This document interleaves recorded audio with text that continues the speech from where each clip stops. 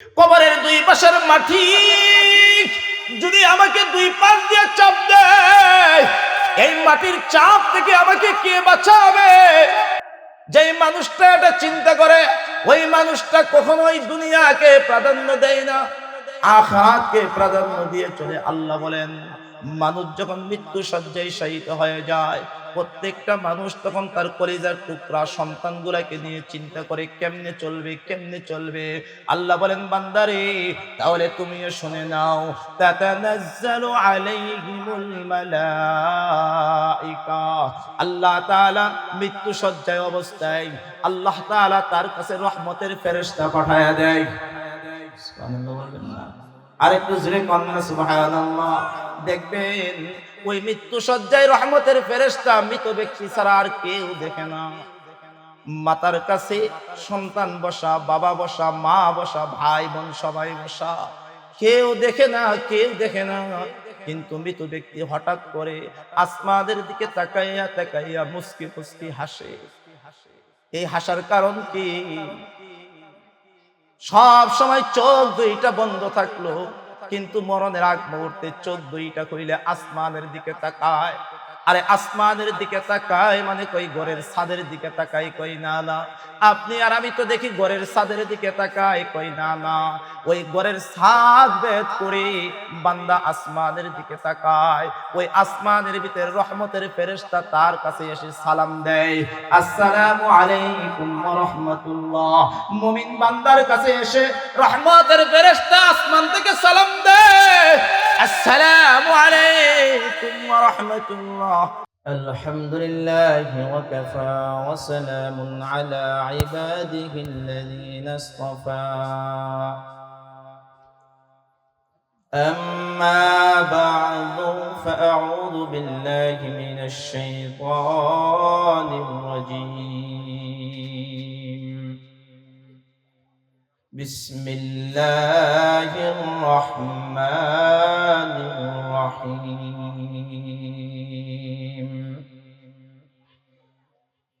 إن الذين قالوا ربنا الله ثم استقاموا تتنزل عليهم الملائكة ألا تخافوا ولا تحزنوا وأبشروا بالجنة التي كنتم توعدون.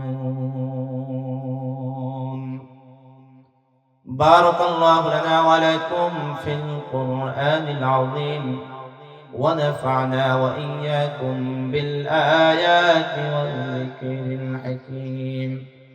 صدق الله مولانا العظيم، وصدق رسوله النبي الكريم، ونحن على ذلك من الشاهدين والشاكرين، والحمد لله رب العالمين.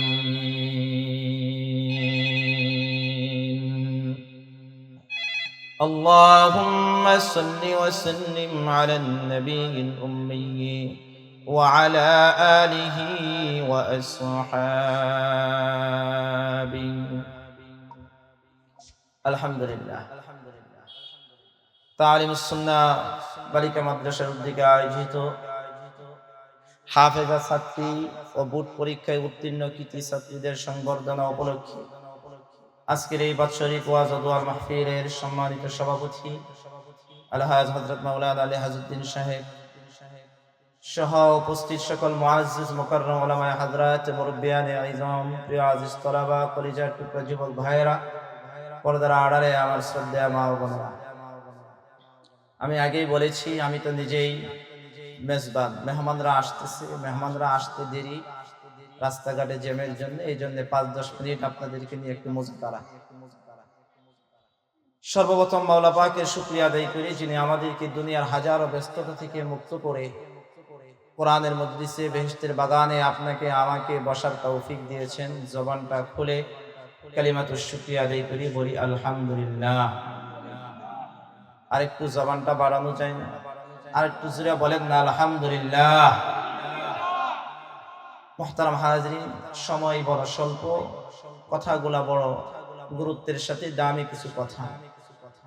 আমি কোরআনে কারীমের একখানা আয়াতে কারীমা তিলাওয়াত করেছি, যে আয়াতে কারীমায় আল্লাহ তাআলা বলেছেন, তরজমাটা আগে শুরুতেই জেনে নেই। রব বলেন, ইন্নাল্লাযীনা ক্বালু রাব্বুনাল্লাহ,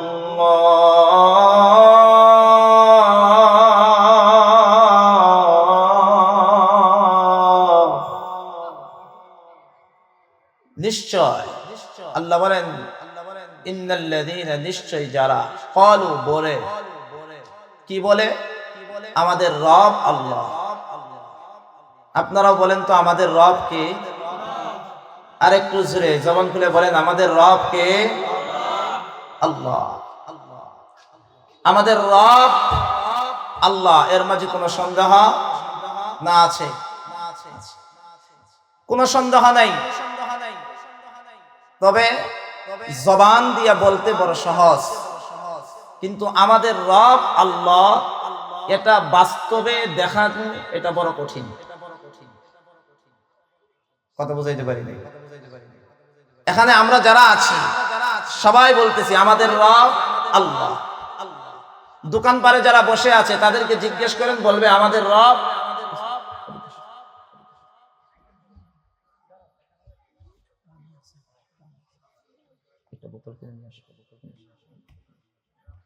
আমাদের রব আল্লাহ সবাই বলে,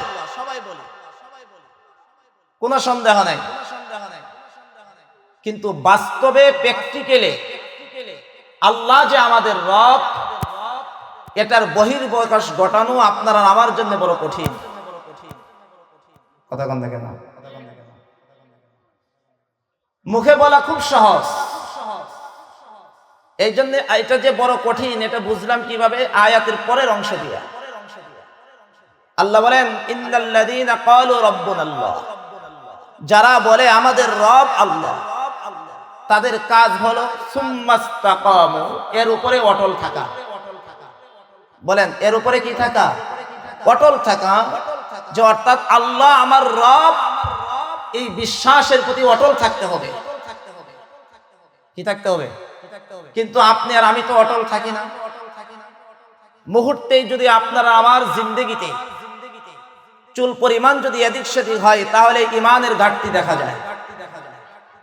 কথা বল, ইমানের ঘাটতি দেখা যায়।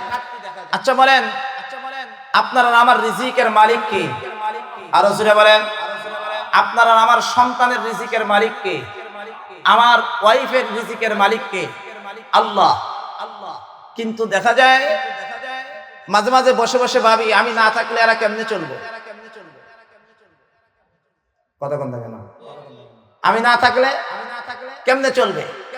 আরে আমার দোকানটা যদি বন্ধ হয়ে যায় তাহলে এরা কেমনে চলবে? আমার চাকরিটা যদি চলে যায় কেমনে চলবে? কেমনে কি হবে? এই যে কেমনে কি হবে, এটা হলো ইমানের ঘাটতি। কথা বন্ধ কেন? এটা কিসের ঘাটতি? ইমানের ঘাটতি। আপনার আমার দিলের ভিতরে এই প্রশ্ন আসাটাই ইমানের ঘাটতির নমুনা।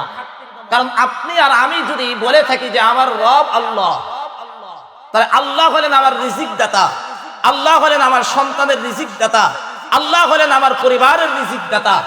হ্যাঁ, তাহলে আপনার আর আমার ভিতরে এটা কেন আসবে? এটা না থাকলে কেমনে চলবে? আচ্ছা বলেন, সন্তানরা, আপনার ছোট্ট বাচ্চা, এক্সাম্পল বুঝবেন, গভীরভাবে বুঝবেন।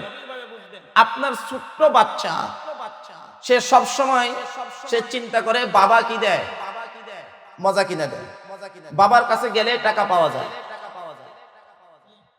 কথা বল না কেন? এই ছোট্ট বাচ্চারা কিন্তু কোনো সময় কিন্তু চিন্তা করে না যে আমি টাকা চাইলে বাবার কাছে পাবো না। এই বিষয়টা সে চিন্তা করে? কথা বলেন, করে? কেন করে না? কারণ সে মনে করে আমার বাবা আছে, বাবা মানে আমার মালিক আছে। অর্থাৎ একটা শিশু বাচ্চার যতটুকু আপনার প্রতি ঈমান আছে, আপনি আর আমি একজন মুমিন হওয়া সত্ত্বেও সেই পরিমাণ শিশু বাচ্চার দিলের পরিমাণ আপনার আর আমার রব মালিকের প্রতি ঈমান কতটুকু নাই? কথা বলেন ঠিক না ঠিক? মুসলমান ভাইরা আমার, এই জন্য আমার রব আমার আল্লাহ বলেন, ইন্নাল্লাযীনা ক্বালু রাব্বুনাল্লাহ, নিশ্চয়ই যারা বলে আমাদের রব হলো আল্লাহ। বলেন আমাদের রব কে? আরো জবান খুলে বলেন কে? আমাদের রব হইলেন আল্লাহ। সুম্মাস্তাকামু, আল্লাহ বুঝাইতে চাই, বান্দা শুনে নাও, তুমি যখন এটা বলবা তোমার রব হইল আল্লাহ, তার মানে এর উপরে তোমাকে পরীক্ষা দিতে হবে, পরীক্ষা দিতে হবে। আল্লাহ তাআলাকে পরীক্ষা দিয়া মাওলা পাকের পরীক্ষায় তোমাকে পাশ করতে হবে, প্র্যাকটিক্যালি বুঝাই দিতে হবে। আল্লাহ যেই হালতেই থাকি না কেন প্রমাণ দিতে চাই আমার রব হইল আল্লাহ। আমার রব কে এটা প্রমাণ দিতে হবে। খালি মুখে মুখে ওয়াজ মাহফিলে এসে বললেন, হুজুর জিজ্ঞেস করলো আর বলে দিলেন আল্লাহ, এত সহজ না। এটা আপনার কদমে কদমে জীবনের পরতে পরতে রব আপনার কাছ থেকে পরীক্ষা নেবে, আপনার কাছ থেকে রব পরীক্ষা নেবে। কারণ ইমানের, যার ইমান যত মজবুত হয় আল্লাহ তাআলা তার কাছ থেকে তত বেশি কঠিন পরীক্ষা নেয়।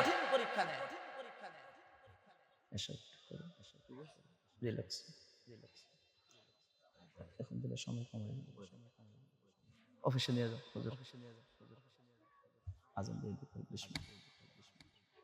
তো এখন আসেন, যুগে যুগে যার যত বেশি ইমান যত মজবুত ছিল তার পরীক্ষা তত বেশি কঠিন ছিল। খেয়াল করেন, আল্লাহর নবীর প্রিয় সাহাবী হযরত সাদ ইবনে আবি ওয়াক্কাস, নাম কি বলেছি? হযরত সাদ ইবনে আবি ওয়াক্কাস রাদিয়াল্লাহু তাআলা আনহু। গভীরভাবে বুঝবেন, হযরত সাদ ইবনে আবি ওয়াক্কাস তিনি হলেন সপ্তম পুরুষ যিনি ইসলাম গ্রহণ করেছিলেন। আল্লাহ রাসূল যখন সর্বপ্রথম ইসলামের দাওয়াত দেয় মক্কাতে,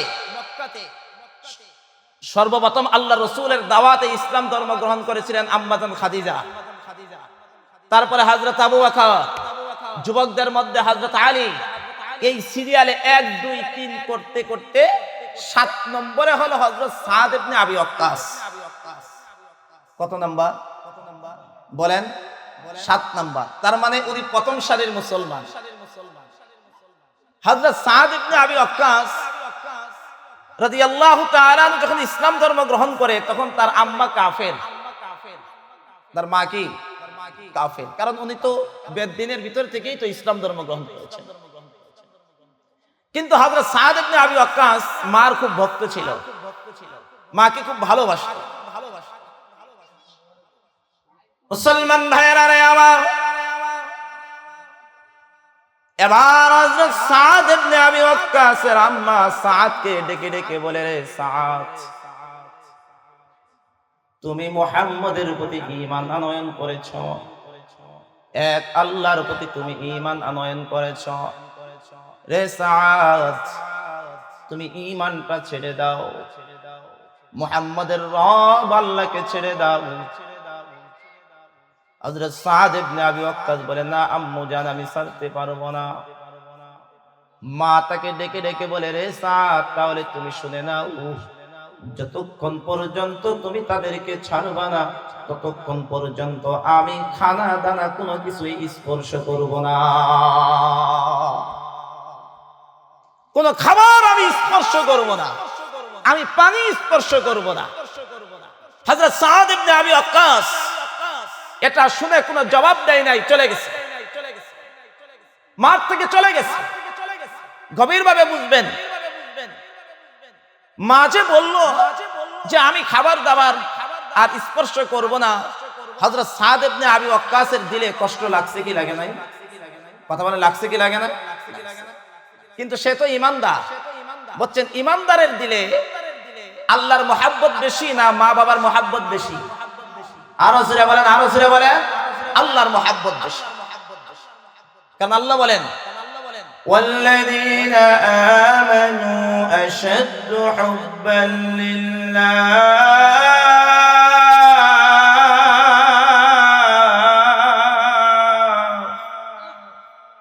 ইমানদার যারা, ইমানদারের নমুনা হলো ইমানদার তার মার চাইতে আল্লাহকে ভালোবাসবে, ইমানদার তার মা বাবার চাইতে তার আল্লাহকে বেশি ভালোবাসবে, ইমানদার তার চাকরির চাইতে আল্লাহকে ভালোবাসবে, ইমানদার তার ব্যবসা বাণিজ্যের চাইতে আল্লাহকে বেশি ভালোবাসবে, তার স্ত্রী সন্তানের চাইতে ইমানদার আল্লাহকে বেশি ভালোবাসবে।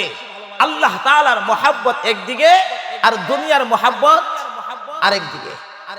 এটা আল্লাহ বলেছেন। 2 দিন পার হয়ে গেছে। এই 2 দিন হযরত সাদ ইবনে আবি ওয়াক্কাসের মা সত্যিকারেই একটু পানিও খায় নাই, খাবারও গ্রহণ করে না, দুর্বল হয়ে গেছে। কারণ খাবার না খেলে তো মানুষ দুর্বল হবে, এটাই তো বাস্তবতা। মুসলমান ভাইরা রে আমার, 2 দিন পার হয়ে যাওয়ার পরে হযরত সাদ ইবনে আবি ওয়াক্কাস মার কাছে এসে বলে, মা,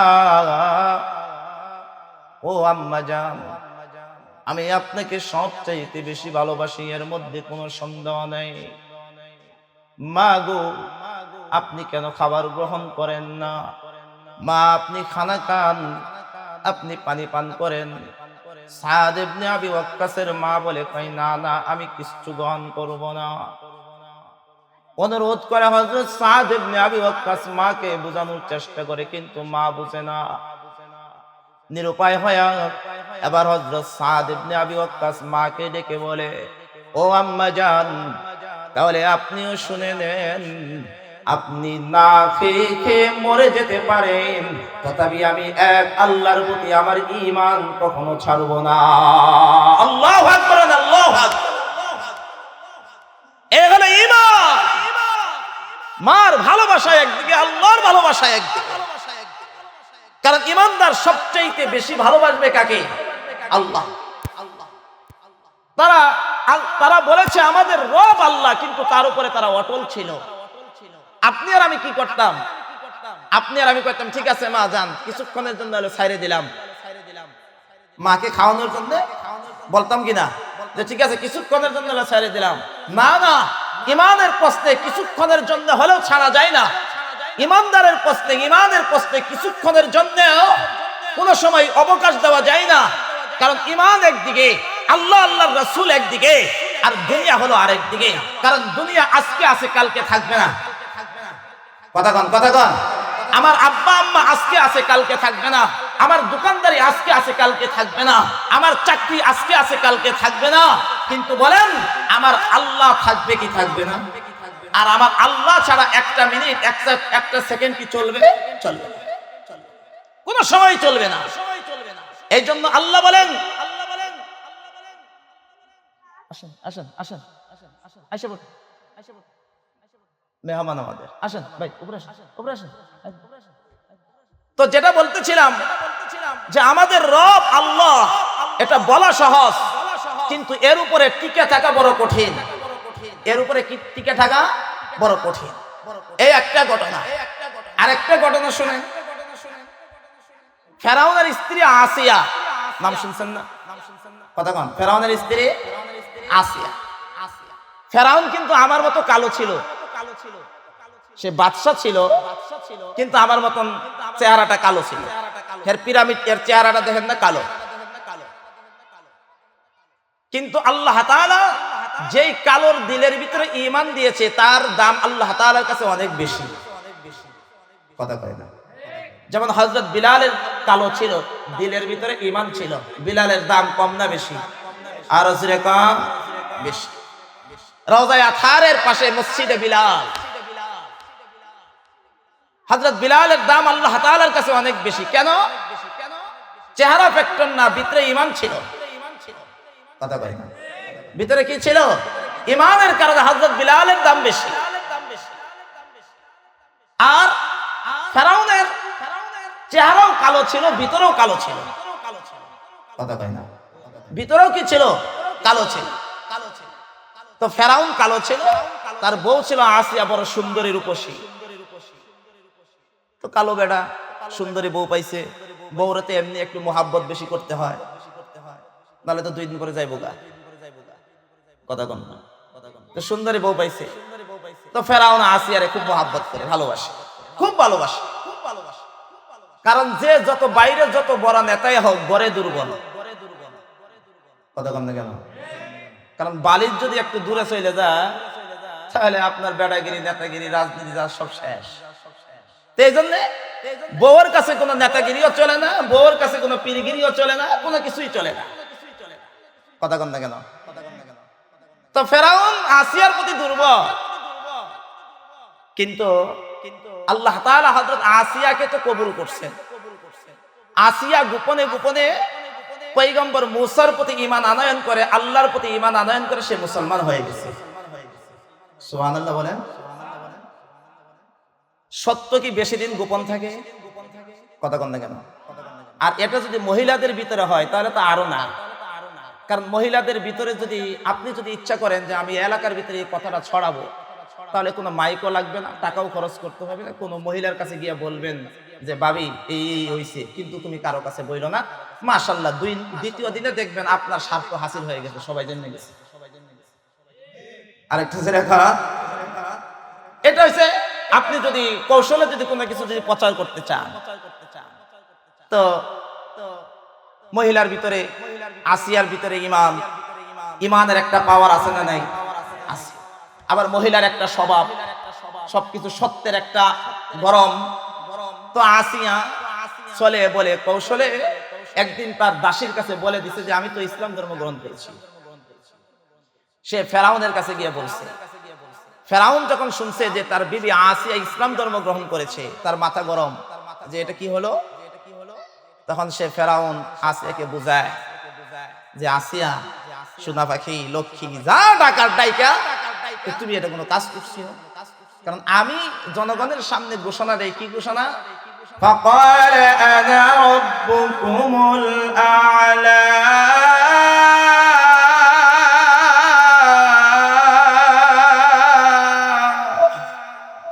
ফেরাউন কয় আমি তো সালাম সবচেয়ে বড় খোদা, আমি জনগণের সামনে এই কথা বলি, আর তুমি এদিক দিয়ে আমার থেকে দূরে সরে গেছো, মানুষ তো আমারে জারুর বাড়ি দিবে। কথা কন না কেন? কারণ ঘর ঠিক নাই। কি ভাই, ঘর ঠিক নাই, তো মানুষের কি মানবে? মানুষ তো মানবে না, এভাবে বুঝায়। কিন্তু আসিয়া বলে কই না, কোনো কাজ হবে না। দেখবেন যারা জালেম হয়, তারা যখন বুঝায় কৌশলে, যখন কোনো কিছুতে যখন না পারে, তখন জালেমরা পেশি শক্তি প্রয়োগ করা আরম্ভ করে। কথা কন না কেন? কি শক্তি? পেশি শক্তি, তার দল বলের শক্তি, এটা প্রয়োগ করা আরম্ভ করে। যখন তারা বৈধভাবে যখন তাদের উদ্দেশ্য বাস্তবায়ন না করতে পারে, তখন পেশি শক্তি প্রয়োগ করা আরম্ভ করে। মুসলমান ভাইয়েরা রে আমার, এবার ফেরাউন তার আসল চেহারায়, আসল রূপে ফিরে যায়। ফেরাউন আস্তে আস্তে করে আসিয়ার উপর নির্যাতন করা শুরু করে দেয়। একদিন, 2 দিন, 3 দিন, এবার আসিয়াকে জনসম্মুখে একদিন নিয়ে আসা হয়েছে। ফেরাউন বলে, আসিয়া, আমি এখনো তোমাকে ভালোবাসি, তবে তুমি মূসাকে ছেড়ে দাও, আল্লাহকে ছেড়ে দাও। আসিয়া বলে, না না, আমি কখনো ছাড়বো না। কই কেন ছাড়বা না? কই আমি আল্লাহর প্রতি ঈমান আনয়ন করেছি। মুসলমান ভাইয়েরা রে আমার, আস্তে আস্তে করে নির্যাতনের মাত্রাটাও বাড়ায় দেয়। জনসম্মুখে আসিয়াকে বিবস্ত্র করে আসিয়ার বুকের উপরে পাথর চাপা দিয়ে দেয়। তারপরে কানে কানে গিয়া বলে, আসিয়া, এখনো সময় আছে, ঈমানটা ছেড়ে দাও। আসিয়া বলে, না রে ফেরাউন, না না, জীবন দিয়ে দিব, কিন্তু আমি এক আল্লাহর প্রতি কখনো ঈমান ছাড়তে পারবো না। এবার ফেরাউন তার দলবলদেরকে আদেশ করলেন যে তার জন্য বিষধর সাপ নিয়ে আসো। আসিয়ার চতুর্পাশে বিষধর সাপ ছেড়ে দেওয়া হয়। বিষধর সাপ আসিয়াকে সুবল মারে। আসিয়ার পুরো চেহারাটা বিষাক্ত নীল হয়ে যায়, কিন্তু আসিয়া ঈমান ছাড়ে না, ঈমান ছাড়ে না। আসিয়ার জীবনটা যখন বের হয়ে যাবে, আসমানের দিকে তাকায় আমার রব, আমার আল্লাহকে ডেকে বলে, আল্লাহ, আসমান থেকে আওয়াজ আসে, আসিয়া কি চাও বলো? লাব্বাইক ইয়া আব্দি, লাব্বাইক ইয়া আব্দি। আমার বান্দি আসিয়া তুমি কি চাও? আসিয়া আমার রবকে ডেকে ডেকে বলে, আল্লাহ রব্বি ইবনিলি ইনদাকা বাইতান ফিল জান্নাহ। আল্লাহ দুনিয়াতে তো আমার রাজপ্রাসাদ ছিল, আমি রাজপ্রাসাদ ছেড়ে দিয়েছি।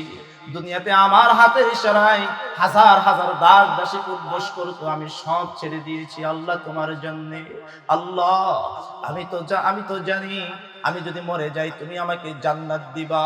আল্লাহ কেমন জান্নাত দিবা আমি তো জানি না, তবে আমার একটা দরখাস্ত, তুমি আমাকে এমন একটা জান্নাত দিও যেই জান্নাতটা তোমার কাছে থাকবে, যেই জান্নাতটা তোমার নিকটে থাকবে। আমি মন চাইলে যেন আমি তোমাকে দেখতে পাই। আল্লাহ তোমার নিকটবর্তী আমাকে একটা জান্নাত দিও। আসমান থেকে আওয়াজ আসে, আসিয়া শুনে নাও, শুনে নাও, তুমি আমার কাছে আসো, তুমি যে দরখাস্ত করেছো আমি আল্লাহ তোমার জন্য সেটা মঞ্জুর করে দিলাম। সুবহানাল্লাহ। এই জন্য মুসলমান ভাইরা আমার, আল্লাহ রাব্বুল আলামিন বলেন, ইন্নাল্লাযীনা ক্বালু রাব্বুনাল্লাহ, যারা বলে আমাদের রব হইল আল্লাহ, আল্লাহ বলেন তুমি যদি এটা স্বীকৃতি দাও তাহলে শুনে নাও, তোমার জিন্দেগিতে কষ্ট আসবে, তোমার অনেক বিপদ আসবে, এটা টিকে থাকতে হবে। পকেটে টাকা থাকবে না, তোমার রিজিকের অভাব থাকবে, তোমার ভালো কোনো কিছু থাকবে না, কিন্তু তোমার আল্লাহর প্রতি ভরসা থাকতে হবে। যদি আমার প্রতি তুমি যদি ভরসা রাখতে পারো, আল্লাহ বলেন, তাহলে আমিও তোমাকে ছেড়ে দিব না। আমিও আল্লাহ তাআলা তোমাকে দুইটা পুরস্কার দিব, একটা পুরস্কার দুনিয়াতে, আরেকটা পুরস্কার হইল আখিরাতে। দুই পুরস্কার কি কি আল্লাহ তাআলা আয়াতে কারীমার মধ্যে উল্লেখ করেছেন, তাফসীরটা বুঝেন। সুম্মাস্তাকামু, তারপরে বলেন তাতানাজ্জালু আলাইহিমুল মালায়েকা। বুঝেন, মানুষ যখন দুনিয়া থেকে চলে যায়, মৃত্যু শয্যায় শায়িত অবস্থায়, বুঝে থাকলে বলবেন, প্রত্যেকটা মানুষ একটা বিষয় চিন্তা করে যে আমি তো চলে যাচ্ছি, আমি তো চলে যাচ্ছি, আমার চলে যাওয়ার পরে আমার সন্তানরা কেমনে চলবে? কথা বল না কেন? এই চিন্তাটা করে কিনা? সবাই করে, সবাই করে। আমি তো চলে যাচ্ছি, আমার ব্যবসা বাণিজ্যটা কেমনে চলবে, আমার মেল ফ্যাক্টরি কেমনে চলবে, আমার বিবি কেমনে চলবে, এটা চিন্তা করে, সবাই চিন্তা করে। মুসলমান ভাইরা রে আমার, আল্লাহ রাব্বুল আলামিন প্রতিটা মা বাবার অন্তরে সন্তানের মহব্বত ঢুকায় দিয়েছে। এই সন্তানের জন্যই অনেক মা বাবা আছে অবৈধভাবে ইনকাম করে সন্তানের জন্য, বিবির জন্য, দুনিয়াতে ভালো একটা বাড়ি বানানোর জন্য অবৈধভাবে ইনকাম করে আখিরাতের কথা ভুলে যায়, আখিরাতের কথা ভুলে যায়। আর যাদের সামনে আখিরাত থাকে তারা দুনিয়াকে প্রাধান্য দেয় না, সন্তানের কথা প্রাধান্য দেয় না।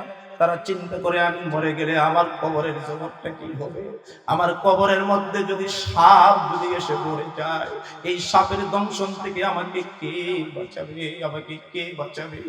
সে তখন সালামের জবাব দেয়, তখন রহমতের ফেরেশতা মুমিন মৃত ব্যক্তিকে সুন্দর করে ঘোষণা দেয়, আল্লাহ তাখাফু ওয়ালা তাহজানু, আল্লাহ তাখাফু ওয়ালা তাহজানু। মুমিন বান্দা, তোমার জন্য কোনো ভয় নাই। কিসের ভয় নাই? তাফসীরের কিতাবের ভিতরে মুফাসসিরে কেরাম আয়াতের ব্যাখ্যায় লেখছে, আল্লাহ তাআলা বান্দাকে সুসংবাদ দিয়ে দেয়, এই বান্দা শুনে নাও, তুমি যে তোমার সন্তানটা রেখে দুনিয়া থেকে চলে যাচ্ছ, তুমি যে কলিজার টুকরা ছেলেকে রেখে চলে যাচ্ছ, তুমি যে তোমার মেয়েটাকে রেখে চলে যাচ্ছ, যে মেয়ের এখনো বিয়ে হয় নাই, যে ছেলের পড়ালেখা এখনো শেষ হয় নাই, তুমি যে তোমার বিবিকে রেখে যাচ্ছ, তোমার বিবি কেমনে চলবে, তুমি যে তোমার পরিবার নিয়ে তুমি টেনশনে আছো। আল্লাহ বলেন, আল্লাহ তাখাফু ওয়ালা তাহজানু, ও আমার মুমিন বান্দা, পেরেশানি হয়ো না, ভয় করিও না, তোমার অনুপস্থিতিতে আল্লাহ তাআলা তোমার পরিবারের জিম্মাদার হয়ে গেল। আল্লাহ ফেরেশতাদেরকে দিয়ে সুসংবাদ দেয়, তুমি থাকা অবস্থাতেও তারা যেভাবে চলেছে, তুমি না থাকলেও আল্লাহ তাদেরকে সেভাবেই চালাবে। টেনশন করো না, টেনশন করো না, কারণ তুমি তো দুনিয়াতে পরিবারের চিন্তা করো নাই, তুমি তো আমাকে পাওয়ার জন্য মেহনত করেছো, তুমি তো নামাজের সময় নামাজ পড়েছো, শীতের রাত্রে শেষ রাত্রে উঠে উঠে ঠান্ডা পানি দিয়ে ওযু কইরা ওযু বানাইয়া যাই নামাজের মধ্যে দাঁড়াইয়া চোখের পানিগুলো ছেড়ে দিয়ে তুমি কাঁদছো। কেউ দেখে নাই, তোমার বিবি দেখে নাই, সন্তানগুলা দেখে না। আল্লাহ বলেন কিন্তু আমি তাকায় তাকায় দেখছি, তুমি যখন সিজদা দাও আমি তো রহমতের কুলের ভিতরে তোমারে উঠাই নিছিলাম। তুমি এত মজা কেমনে পাইছো? কই আমি আল্লাহ তোমার দিলের ভিতরে মজা দিছিলাম। আমি আল্লাহ যদি মজা যদি না দিতাম তাহলে বিছানা ছাড়তে পারতাম না, আমি আল্লাহ যদি মজা যদি না দিতাম তাহলে ওযু করতে পারতাম না, আমি আল্লাহ যদি মজা না দিতাম তাহলে সিজদা দিতে পারতাম না। আল্লাহ বলেন এত মেহনত করছো, টেনশন কইরো না, টেনশন কইরো না, সব ছেড়ে দিয়ে দুনিয়াতে যেইভাবে মেহনত করেছো আল্লাহ বলেন পেরেশান হয়ো না, নিশ্চিন্তে আমার কাছে আসো। তোমার অনুপস্থিতিতে আমি তোমার স্ত্রী সন্তানের জিম্মাদার আমি আল্লাহ নিজেই হয়ে গেলাম। আল্লাহ তাখাফু ওয়ালা তাহজানু, আল্লাহ তাখাফু ওয়ালা তাহজানু। হে যুবক, কিসের দান্দাই গুরু, কিসের দান্দাই গুরু, কিসের দান্দাই করো? কখন মরণ হবে কেউ তো জানে না, দেখলা না? ওই যে হাদি দুনিয়া থেকে চলে গেল, হাদি দুনিয়া থেকে চলে গেল, সারাটা দেশ তার জন্য চোখের পানি ফালাইল। সবার দিলের ভিতরে মোহাব্বতকে ঢুকাইয়া দিল, আল্লাহ ঢুকাইয়া দিল, আল্লাহ ঢুকাইয়া দিল। সবাই পাগল হয়ে গেল। সে নিজেও এত কল্পনা করে নাই এত ইজ্জত এত সম্মান হাদি পাবে, সে নিজেও হয়তো কখনো চিন্তা করে নাই। আল্লাহ বলেন বান্দারে, যে আমার প্রতি তার ঈমানটা টিকায় রাখবে, আল্লাহ বলেন তাকে আমি দুনিয়াতেও বাদশা বানাবো, আখিরাতেও তাকে বাদশা বানাবো। দুনিয়াতেও আমি তাকে বাদশা বানাবো, আখিরাতেও বাদশা বানাবো। আরে শুধু চেয়ার থাকলেই কি বাদশা হওয়া যায়? আরে শুধু ক্ষমতা থাকলেই কি বাদশা হওয়া যায়? তাই না, না। আরে কিছু মানুষ আছে যারা মুকুটবিহীন সম্রাট, মানুষের রাজ্যে বাস করে, মানুষের দিলের ভিতরে মোহাব্বত দিয়ে দেয়। মানুষ রাজনীতিবিদকে সালাম দেয়, এটা দিল থেকে দেয় না, কিন্তু একজন নেককার বান্দাকে সালাম দেয়, একজন নেককার বান্দাকে চা খাওয়ায়, দিল থেকে খাওয়ায়। আরেকটু জোরে কান। তাহলে কোনটার দাম বেশি, দিল থেকে যেটা খাওয়ায় নাকি এমনি এমনি খাওয়ায়? কোনটার দাম বেশি? এমনি দিল থেকে যেটা খাওয়ায়। আরে হাদির মোহাব্বত তো দিলের ভিতরে, এই 18 কোটি মানুষের দিলের ভিতরে পয়দা করে দিল। কে দিল? কেন? কারণ হাদির ভিতরে ঈমান ছিল। কথা কন না? হাদির ভিতরে কি ছিল? ঈমান ছিল। সে তো কোনো রাজনৈতিক দলের সাথে সম্পৃক্ত ছিল না, কোন রাজনৈতিক দলের সাথে সম্পৃক্ত ছিল না। হাজার হাজার মানুষ পাগল হয়ে গেল, সে তো টেনশনও করে রে। ওই যে সে কিন্তু একবার টেনশন করেছিল, আমি যদি চলেও যাই আমার সন্তানটারে দেখেন, আল্লাহ তাকে সুসংবাদ দিয়েই দিছে, হাদিরে চিন্তা করিস না, তুই না থাকলেও তোর সন্তান লালিত পালিত হবে, তুই থাকলেও লালিত পালিত হবে।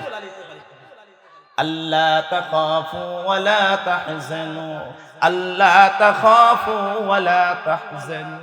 মুসলমান, ঈমানটাকে মজবুত করো, ঈমানটাকে সুন্দর করে সাজাও। তোমার সন্তান নিয়ে তোমাকে চিন্তা করতে হবে না। সন্তানের মালিক তুমি না, তোমার স্ত্রীর মালিক তুমি না, তোমার মা বাবার মালিক তুমি না, সব কিছুর মালিক আমাদের সবার মালিক কে? আওয়াজ দেয়া বলেন কে? আল্লাহ ওই কথাটা বলেছে।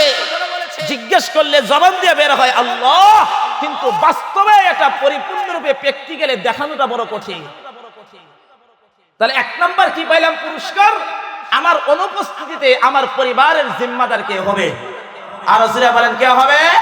আর আল্লাহ যদি কারো জন্য যদি হয়ে যায়, কোন বিষয়ে টেনশন আছে? হাসবুনাল্লাহু ওয়া নি'মাল ওয়াকিল ওয়া নি'মাল মাওলা ওয়া নি'মান নাসির। আল্লাহ বলেন ইমানদারের মন্ত্র তো হলো এটা। ইমানদার বলবে হাসবুনাল্লাহ, আল্লাহ আমার জন্য যথেষ্ট, ওয়া নি'মাল ওয়াকিল, আল্লাহ তো উত্তম অভিভাবক, ওয়া নি'মান নাসির, আল্লাহর চাইতে উত্তম সাহায্যকারী আর কেউ না। বিপদে পড়ে দেখেন না, কারো কাছে যান, সাহায্য পাবেন না। কথা কন না কেন? আপনার যদি 10,000 টাকার যদি জরুরত হয়, যান না আপনার বড় ভাইয়ের কাছে, বলবে নাই, কি বলবে? এবং বড় ভাইয়ের কথা শুনে আপনি মনে করবেন হায় রে, কার কাছে এসে আমার সিটার বড় ফকির। কথা কন, বাস্তবতা এটা। আল্লাহ বলেন কোনো সাহায্যকারী নাই। সবচাইতে উত্তম সাহায্যকারী কে? জবান খুলে বলো কে? হাসবুনাল্লাহু ওয়া নি'মাল ওয়াকিল ওয়া নি'মাল মাওলা ওয়া নি'মান নাসির।